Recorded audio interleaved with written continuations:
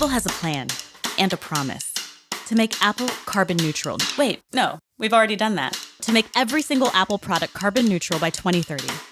Even yours. We're working to make every iPhone, iPad, watch, and Mac with 100% recycled or renewable materials. We're finding new ways to extract aluminum, steel, tin, tungsten, and plastic from recycled Apple products. We're growing enough trees and recycling enough paper to sustain all our packaging.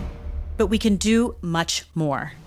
It's not just what goes into our products, it's also how they're made. Hundreds of manufacturers, distributors, testers, assemblers, disassemblers, and material makers all upgrading to 100% renewable energy. A lot of them are even going zero waste. But it's still not enough. Manufacturing is just a part of it. What about all of you? This is a big one. Apple devices are all over the world, and by 2030, all of the electricity charging all of your devices will be 100% renewable. So you're a part of this too. Because Apple is going carbon neutral. No, everything Apple is going carbon neutral. Apple has a plan.